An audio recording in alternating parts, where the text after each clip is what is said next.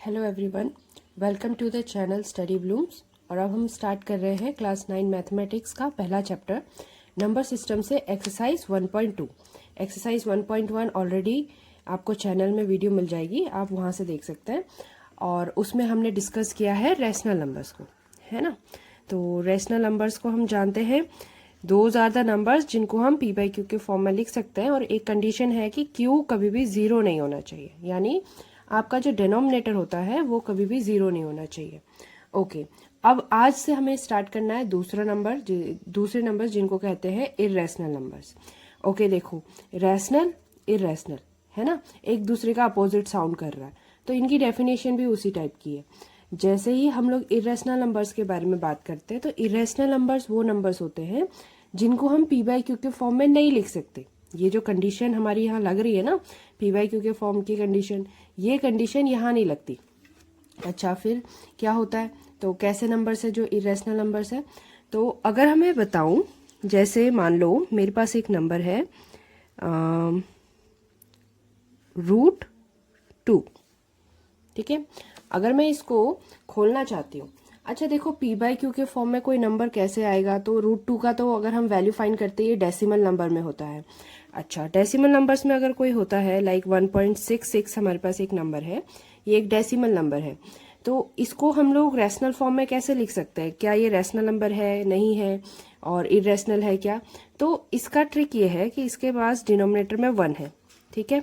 हम इसे 100 से मल्टीप्लाई करेंगे, बोथ न्यूमिनेटर एंड डिनोमिनेटर, तो ऊपर वाला दोनों डेसिमल्स 2 0 की वजह से 2 डेसिमल प्लेस जो है वो आगे आ जाएगा, 166 हो जाएगा। और नीचे 1 × 100 इज 100। तो फिर से ये पी बाई क्यू के फॉर्म में है, थोड़ा और सिंप्लीफाई होगा, और सिंप्लीफाई होकर के हम लोग इसको प्रॉपर पी बाई क्यू के फॉर्म में लिख सकते हैं। तो ये नंबर्स तो रैशनल नंबर्स में लिखे गए। लेकिन जैसे √2 है ना, √2 की अप्रोक्सीमेट वैल्यू हम लोग 1.41 बोलते हैं, लेकिन यहाँ खत्म नहीं होता, ये आगे बढ़ता जाता है, कभी खत्म नहीं होता। तो जब खत्म ही नहीं हुआ, तो इन नंबर्स को हम ऐसे कौन से 10 पावर पर हम मल्टीप्लाई करें कि इसका हमें पी बाई क्यू मिल जाए, ऐसा नंबर हम डिसाइड नहीं कर सकते। तो इस वजह से ये नंबर पी बाई क्यू के फॉर्म में कभी नहीं लिखा जाएगा। तो कभी नहीं लिखा जाएगा, इसलिए ये एक इरेशनल नंबर है। वैसे ही √3 की भी approximate value 1.732 and so on होती है। अगेन हम ये डिसाइड नहीं कर सकते कि हम उसको 10 से मल्टीप्लाई करें, कि 100 से करें, कि 1000 से करें, कि 10,000 से करें, मतलब कितने जीरोस हम उसमें ऐड करें ताकि डेसिमल भगा के पी बाई क्यू का फॉर्म ले लें। तो ये यहाँ पर पॉसिबल नहीं है, तो ये नंबर भी हमारा इरेशनल है। ओके, ऐसे ही जितने भी रूट्स होते हैं जो परफेक्ट नहीं है वो सारे इरेशनल हो जाते हैं। प्लस अगर मैं सीधे सीधे डेसिमल एक्सप्रेशंस में लिखना चाहूँ, तो जैसे 1.01 001 001 एंड सो ऑन, ये भी पी बाई क्यू के फॉर्म में नहीं लिखा जाएगा, क्योंकि अगेन हम लोग ऐसा कुछ फाइंड नहीं कर सकते है ना, 10 का पावर फाइंड नहीं कर सकते जिससे मल्टीप्लाई करने पर ये सारा डेसिमल कवर अप हो जाए। हमें डेसिमल भगाना होता है जब पी बाई क्यू के फॉर्म में चाहिए। तो ये भी एक इरेशनल नंबर है। फिर आता है पाई को भी हम लोग इरेशनल नंबर कहते हैं, ठीक है। इससे रिलेटेड एक्सरसाइज में क्वेश्चन है, वहां पर हम इसे डिटेल में पढ़ेंगे कि ऐसा क्यों होता है। तो अब हम इरेशनल नंबर को क्या लिखेंगे, इसकी डेफिनेशन को। तो हम डेफिनेशन ऐसे कर सकते हैं कि irrational numbers are those which can not be written in the form of P by Q. Irrational number वो है जिनको पी बाई क्यू के फॉर्म में नहीं लिखा जा सकता है। और पी बाई क्यू किसे कहते हैं हम लोग, ऑब्वियसली जैसे रेशनल नंबर में कहा जाता है P and Q R integers and Q should not be 0। इस सेटअप में अगर हम एक नंबर को एक्सप्रेस नहीं कर सकते हैं तो उन नंबर्स को हम इरेशनल नंबर्स कहते हैं, ठीक है। आगे बढ़ते हैं। ओके, एक्सरसाइज स्टार्ट करने से पहले कुछ और इन्फॉर्मेशन है जो जानना जरूरी है। जैसे हमने बोला था हमारे पास नेचुरल नंबर्स होते हैं, है ना। तो ये जो नेचुरल नंबर्स होते हैं हम इनको रिप्रेजेंट करते हैं n से। फिर होल नंबर्स है, इनको हम रिप्रेजेंट करते हैं w से। इंटीजर्स को हम रिप्रेजेंट करते हैं z से। रैशनल नंबर्स को हम रिप्रेजेंट करते हैं q से। इरेशनल को रिप्रेजेंट करते हैं q' से। ओके, और अब ये जो पूरा सेट हमारे पास तैयार हुआ है ना, कि वैसे तो हमें पता है कि नेचुरल नंबर भी रैशनल में आ जाएगा, होल नंबर रैशनल में आ जाएगा, इंटीजर्स रैशनल में आ जाएगा, ठीक है। तो रैशनल नंबर इन सारे नंबर्स को अपने अंदर कंटेन करता है और खुद भी कुछ फ्रैक्शन नंबर्स को कंटेन करता है, अच्छा अपने पास रखता है। वैसे फिर इरेशनल नंबर आ गया जो अभी अभी हमने डेफिनेशन पढ़ा। इसके बाद एक चीज़ और है कि जो ये रैशनल और इरेशनल होता है इन सब का कलेक्शन, अगर सारे नंबर्स को हम लोग लेकर के चलते हैं तो उस पूरे कलेक्शन को हम कहते हैं रियल नंबर्स का कलेक्शन। ठीक है, तो ये हो गया हमारा थोड़ा सा हिस्सा जो बच गया था सिलेबस का। अब स्टार्ट करते हैं एक्सरसाइज 1.2 को। एक्सरसाइज 1.2 में पहला क्वेश्चन यही कह रहा है, state whether the following statements are true और फॉल्स। ठीक है, तो ट्रू और फॉल्स देखना है, पहला देख लेते हैं। तो क्वेश्चन है हमारा, every irrational number is a real number. तो अभी अभी हमने देखा रियल नंबर क्या होता है, real number is a collection of all rational and irrational number. तो अगर मैं देखना चाहूँ कि क्या कोई इरेशनल नंबर रियल नंबर में आता है, तो हाँ, every irrational number is a real number. तो ये जो स्टेटमेंट है ये ट्रू है। तो हमने लिखा as irrational numbers are on number line, हम इन्हें नंबर लाइन में रिप्रेजेंट कर सकते हैं। एंड जो भी नंबर लाइन में रिप्रेजेंट होता है उसे हम रियल नंबर्स कहते हैं। तो इसलिए जो इरेशनल नंबर है वो हो गया एक रियल नंबर। ओके, सेकंड करते हैं। तो सेकंड में क्या कह रहा है, every point on a number line is of the form root M. मतलब नंबर लाइन में जितने भी पॉइंट्स होते हैं उनको हम रूट एम के फॉर्म में लिख सकते हैं, और एम जो है एक नेचुरल नंबर होना चाहिए। ओके, देखो ये जो रूट एम है ना, रूट एम में अभी कुछ नंबर एम होंगे परफेक्ट स्क्वायर, कुछ होंगे नॉन परफेक्ट स्क्वायर्स, है ना, लेकिन एम को हमेशा नेचुरल होना है, डेसिमल नहीं हो सकता। ठीक है, अब हमें ये चेक करना है कि ये चीज़ कितनी सही है और कितनी गलत है। ऑलराइट, जैसे मान लो हम कुछ एग्जाम्पल से स्टार्ट करते हैं। मैंने एक एग्जाम्पल ले लिया, एग्जाम्पल नंबर 1, जिसमें या एग्जाम्पल ए, जिसमें मैं ले रही हूँ रूट 1। रूट 1, ये 1 जो है ये m को रिप्रेजेंट कर रहा है, तो रूट 1 का आंसर 1 होता है। हाँ, और 1 जो होता है ये एक नंबर लाइन में आता है। ठीक है, तो इसे हम लोग नंबर लाइन में देख सकते हैं। ओके, इसके बाद रूट 2 को चेक करो। रूट 2 ये कुछ अप्रोक्सीमेटली 141 एंड सो ऑन आता है।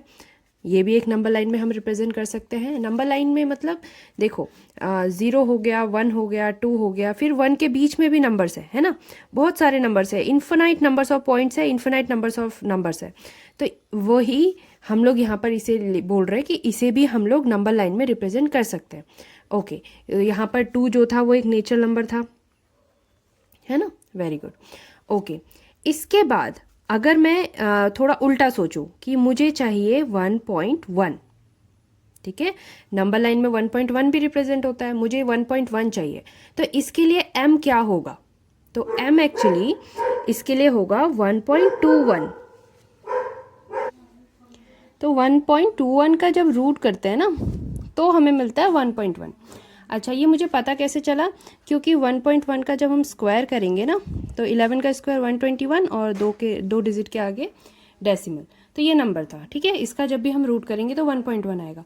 अब ये भी तो m हुआ, है ना, लेकिन ये नेचुरल नंबर नहीं है।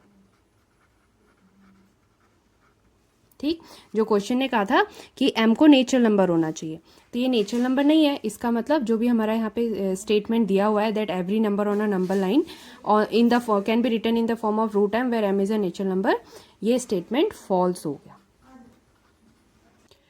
तो साथ में ये भी तो है कि 0 के बाद जो नेगेटिव नंबर्स आते हैं जैसे -1, -2 and so on, in numbers को तो हम कभी भी परफेक्ट स्क्वायर का आंसर नहीं मान सकते।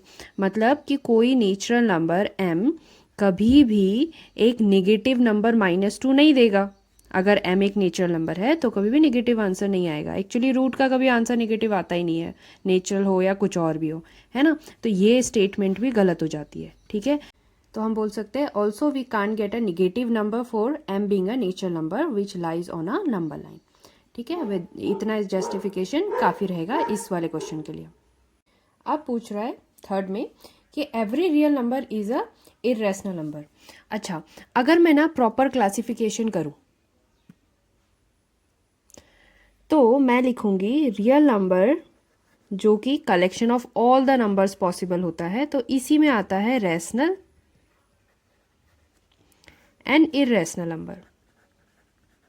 मतलब कि रियल नंबर जो होता है वो कुछ रैशनल, मतलब सारे रैशनल मिलके और सारे इरेशनल मिलके रियल नंबर बनते हैं।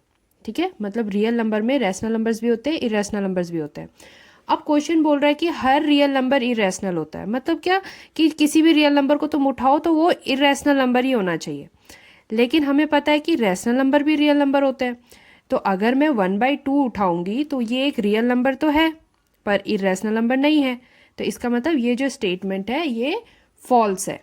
तो हम इसे लिखेंगे, हमने लिख दिया as 1/2 is a real number. हमने एक एग्जाम्पल ले लिया, ठीक है, कोई भी एक एग्जाम्पल काफी रहता है। तो ये रियल नंबर तो है पर ये एक इरेशनल नंबर नहीं है। दैट्स ऑल, पहला क्वेश्चन कंप्लीट हो गया। अब क्वेश्चन नंबर 2 बोल रहा है are the square roots of all positive integers irrational. अच्छा, ये सवाल क्यों उठा? क्योंकि हमने जब इरेशनल नंबर के एग्जाम्पल्स देखे थे और समझने की कोशिश की थी तो √2, √3, √5 ये सारे क्या हो रहे थे? इरेशनल हो रहे थे, है ना। तो इसीलिए सवाल ये उठा है कि क्या सारे ही रूट वाले जो नंबर्स होते हैं वो इरेशनल होते हैं? तो देखो, वही रूट वाले नंबर्स इरेशनल होते हैं जो परफेक्ट स्क्वायर नहीं होते। ठीक है, फॉर एग्जाम्पल अगर मैंने ले लिया √4, √4 का मतलब है 2 × 2 अंडर रूट में, और 2 × 2 अंडर रूट में है तो इसका मतलब रूट से बाहर 2 आ जाएगा, है ना। तो यहाँ पर जो √4 है ये ऐसा एक स्क्वायर रूट नंबर है जो रैशनल है। इसका आंसर 2 है ना, 2 इज अ रैशनल नंबर। तो जो ये स्टेटमेंट इसने कहा ये फॉल्स हो गया। तो हम लिखेंगे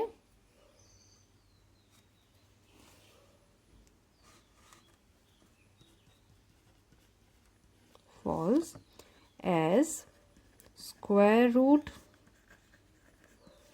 ऑफ 4, वैसे 4 लिखने से भी हो जाता, is 2 which is a rational number। Next question number 3 कह रहा है represent √5 on a number line. अच्छा देखो, अभी अभी हमने क्या हमारा एक्सप्लेनेशन था जब हमने रियल नंबर के बारे में पढ़ा था कि रियल नंबर जो होता है वो कॉम्बिनेशन होता है रैशनल और इरेशनल नंबर्स का, है ना। इस क्वेश्चन में हमने देखा था, देखो कि हमने कहा था सारे real number, actually real number का जो कलेक्शन है वो रैशनल नंबर्स को इंक्लूड करता है, उसमें सारे रैशनल नंबर्स होते हैं, साथ में इरेशनल नंबर्स भी होते हैं। ओके, और रियल नंबर्स क्या होते हैं? रियल नंबर्स वो होते हैं जिनको हम लोग नंबर लाइन में रिप्रेजेंट कर सकते हैं, है ना। तो बचपन में हमने कैसे नंबर लाइंस बनाया? हमने यहाँ पर 0 लिखा और इस तरफ 1, 2, 3 एंड सो ऑन, और इस तरफ -1, -2, -3 एंड सो ऑन। ठीक है, ओके। तो इसमें जितने भी नंबर्स पॉसिबल है सारे रियल नंबर्स है। रियल नंबर में इरेशनल आते हैं, एक इरेशनल नंबर √5 भी तो है ना। तो कैसे हम माने कि हाँ ये √5 जो है इसको हम लोग इस नंबर लाइन में लिख सकते हैं? तो इसी चीज को अभी हम क्वेश्चन के थ्रू प्रूव करेंगे, ज्योमेट्रिकली प्रूव करेंगे कि हाँ √5 को नंबर लाइन में लिख सकते हैं, और कितना उसकी लेंथ होता है ये भी हम डिफाइन करेंगे। तो आओ समझते हैं कि कैसे होगा। सबसे पहले तो जैसे √5 है ना, तो √5 को मान लो मैंने स्क्वायर कर दिया और मैंने उसे लिखा रूट का स्क्वायर 5 से कैंसिल, रूट और स्क्वायर जो होता है कैंसिल आउट हो जाता है, जस्ट 5 बचेगा। ओके, 5 बचा है। 5 को मैं बहुत सारे हिस्सों में तोड़ सकती हूँ पर मैंने चूज किया 2 + 1 करने का, ठीक है, और 4 + 1 करने का। और 4 क्या होता है? 2 का स्क्वायर होता है, और 1 होता है 1 का स्क्वायर। तो अभी मेरे पास जो एक्सप्रेशन तैयार हो रहा है ये कैसा एक्सप्रेशन है कि हाइपोटेनियस का square is equals to perpendicular का स्क्वायर प्लस, या बेस का स्क्वायर प्लस परपेंडिकुलर का स्क्वायर, है ना। पाइथागोरस थ्योरम को सेटिस्फाई कर रहा है। तो अगर ये पाइथागोरस थ्योरम को सेटिस्फाई कर रहा है मतलब हमें एक राइट एंगल ट्राइंगल बनाने की जरूरत है जिसका अगर बेस 2 यूनिट का हुआ और परपेंडिकुलर 1 यूनिट का हुआ तो उसका हाइपोटेनियस √5 का होगा। बस यही हमको करना है। अब इसे कैसे करेंगे देखते हैं। सबसे पहले तो एक स्केल ले लो। अभी हम सेंटीमीटर के हिसाब से नहीं जाएंगे, इंचेस के हिसाब से जाएंगे ताकि हमारा फिगर जो है थोड़ा बड़ा बने। ठीक है, मैं कर रही हूँ 1 इंच को 1 यूनिट ले रही हूँ। तो जैसे यहाँ बेस 2 बोला है तो पहले तो नंबर लाइन ड्रॉ कर ही देते हैं। तो हम एक नंबर लाइन ड्रॉ कर रहे हैं लाइक दिस। ठीक है, तो this is centre O, this is 1 2 3 and so on. हमें बस 2 चाहिए। ठीक है, ओके। तो जब हमारे पास 1 और 2 दो यूनिट है, 1 और 2 दो यूनिट है, इस पॉइंट पे जो 0 से 2 यूनिट की पॉइंट डिस्टेंस पर जो पॉइंट है, यहां पर हमें ड्रॉ करना है एक परपेंडिकुलर। परपेंडिकुलर ड्रॉ करने के लिए हमें 90 डिग्री का एंगल बनाना होता है। उसके लिए कंपास लेंगे, एक हमने आर्क ले लिया। इस आर्क के पहले 2 डिविजन्स होते हैं 60 डिग्री के और 120 डिग्री के। इस 120 और 60 डिग्री के एंगल बाइसेक्टर को हम कहते हैं 90 डिग्री। तो ये हो गया हमारा 90 डिग्री के लिए आर्क तैयार। इसको ज्वाइन कर दो, दिस इज आ परपेंडिकुलर। अब ये परपेंडिकुलर है, 1 यूनिट का नहीं है। ठीक है, हमें कितना चाहिए था, 2 यूनिट का बेस और 1 यूनिट का हाइट या परपेंडिकुलर। तो हमें यहाँ 1 यूनिट का मेजरमेंट चाहिए। क्या करेंगे, एक 0 से लेकर 1 तक का मेजरमेंट कर लो। दिस इज योर मेजरमेंट, ये 1 यूनिट है। 2 पे रखकर इसे बस कट कर देना है। जहां इसने कट किया वो 1 यूनिट है। तो इस पॉइंट से अगर हम अपना 0 या फिर हाँ इनिशियल जो पॉइंट है उसको ज्वाइन करते हैं, तो ये जो लेंथ आ रही है ना, इतना, ये जो हमने मेजर किया, ये √5 है। ठीक है, this is 1 unit, this is 2 unit and this is √5। तो ये तो √5 है। अब इसको हम लोग नंबर लाइन में कैसे रिप्रेजेंट करेंगे, तो उस समय भी बस इसका आर्क लेना है। कितना ये लेंथ, हाँ इतना है ना, √5 की जो लेंथ है उसे हम लेंगे और सीधे नीचे की तरफ उतार लेंगे जहां पर वो नंबर लाइन को कट करेगा। यहां पर इसने नंबर लाइन को कट कर दिया। ये जो डिस्टेंस है, दिस डिस्टेंस इज √5।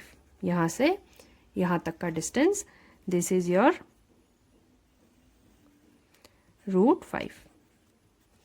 तो इस तरह से हम ड्रॉ कर सकते हैं √5 को।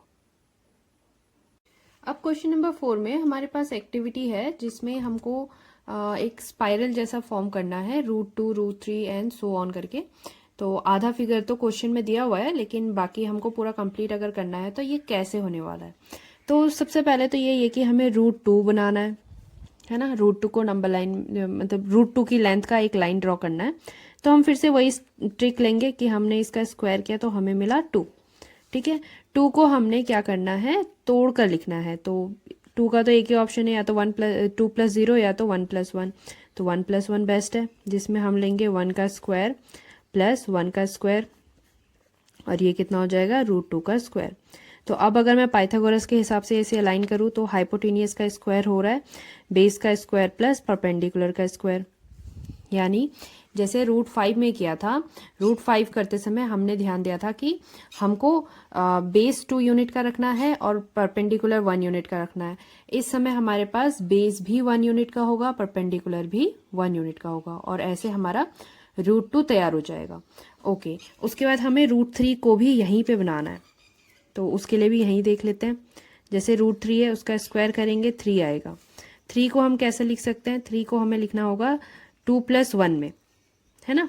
1 का स्क्वायर तो 1 हो जाता है, पर 2 किसका स्क्वायर है, तो 2 किसी का स्क्वायर नहीं, √2 का ही स्क्वायर है। √2 का स्क्वायर करते तो 2 आता है, तो हमें यहाँ लिखना पड़ेगा √2 का होल स्क्वायर।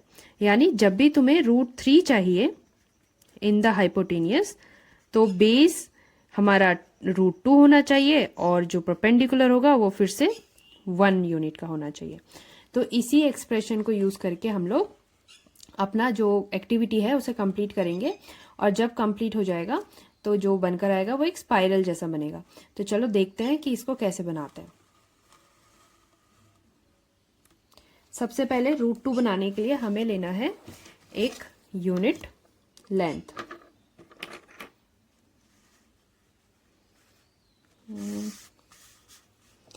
हम ले लेते हैं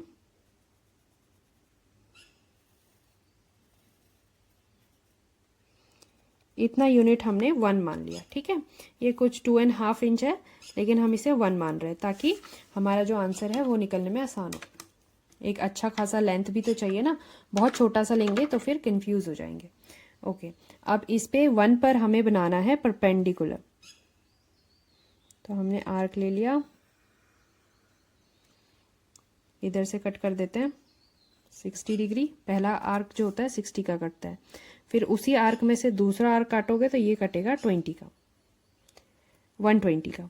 ओके, अब दोनों को जोड़कर काटोगे या दोनों का एंगल बाइसेक्टर काटोगे तो ये मिलेगा आपको 90 का। ठीक, इस 90 को जोड़ दो, परपेंडिकुलर तैयार हो गया। इस परपेंडिकुलर में हमें कितना चाहिए, तो फिर से देखो √2 का क्या सीन है, बेस भी 1 यूनिट होना चाहिए, परपेंडिकुलर भी 1 यूनिट होना चाहिए, तभी हमारा जो हाइपोटेनियस है वो √2 का आएगा। तो अभी हम वही करेंगे। हमने कंपास लिया, 0 पे निडल रखकर 1 तक की लेंथ ले ली। इसको खड़े में लेना है, पर आपको दिखने में दिक्कत होगी इसलिए मैंने ऐसे लिखा, ऐसे किया। ओके, अब यहाँ से यहाँ काट दो। जो आर्क आया यहाँ, ये 1 यूनिट का है। अगर मैं इनके नाम लिखूं, लाइक मान लो मैं इसको O ही मान लेते हैं, तो दिस इज पॉइंट A, तो दिस इज पॉइंट B। तो ये जो B पॉइंट है ना, यहाँ से O तक जब तुम लाइन ड्रॉ करोगे तो वो लाइन होगी √2 की।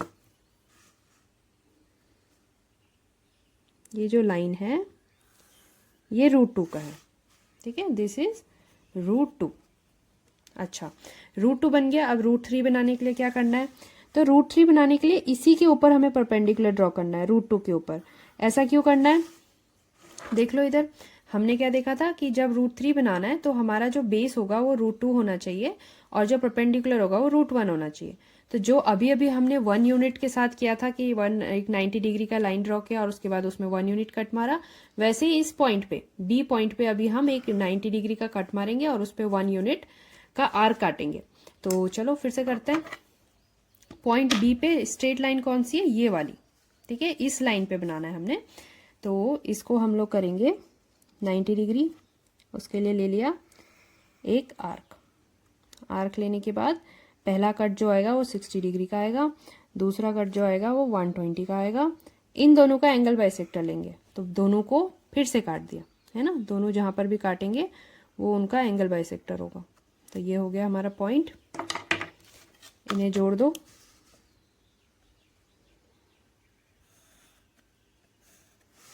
ये आ गया परपेंडिकुलर। इस परपेंडिकुलर में 1 यूनिट का हमें फिर से आर्क लेना है। तो कंपास लेते हैं और फिर से इसे मेजर कर लेते हैं क्योंकि ये 1 यूनिट का है।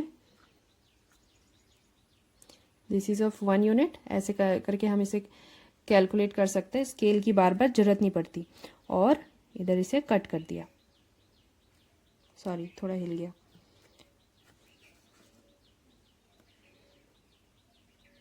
ये है 1 यूनिट, यहाँ रखा और कट हो गया। ये पॉइंट है हमारा पॉइंट सी को ज्वाइन कर देंगे O से।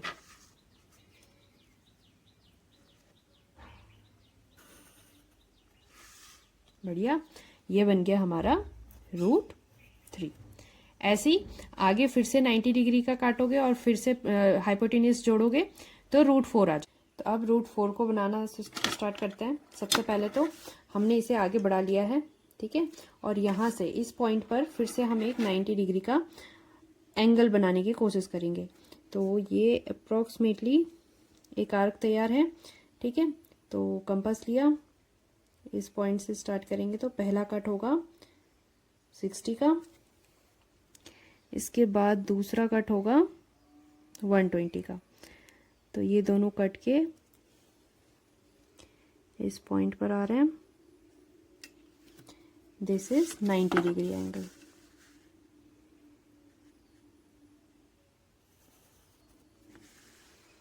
अब इस लाइन पे फिर से 1 यूनिट हमारा मेजरमेंट होना चाहिए। क्यों मेजरमेंट 1 यूनिट होना चाहिए? क्योंकि √3 का स्क्वायर 3, 1 का स्क्वायर 1, दोनों मिलके 4 बनेंगे। अब ये ऐसे ही बनने वाला है, तो हमें हर बार यही करना है। ये हो गया √4, √1 इसका कट लगा देंगे इधर। This is point D. इसको आगे बढ़ाया तो ये जो लाइन बनकर आई ये √4 है। अच्छा, √5 बनाना है, फिर से इस लाइन को आगे एक्सटेंड करेंगे, इस पे 90 डिग्री बनाएंगे और √5 तैयार हो जाएगा। देखते हैं।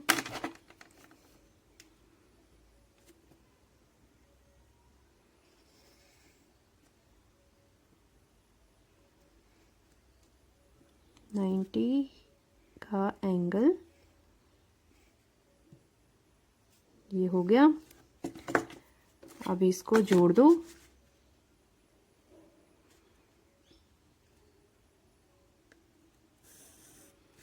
डन। अब इस पर 1 यूनिट का लेंथ ले लेंगे। यूनिट इसलिए कह रही हूँ, सेंटीमीटर मीटर नहीं कह रहे, हमने बस एक यूनिट ले रखा है, इतना ही सम यूनिट।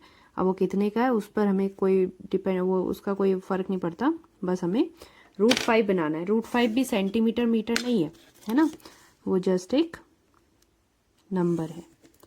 तो दिस इज √5। ऐसे करके सारा एक एक करके बनता जाएगा।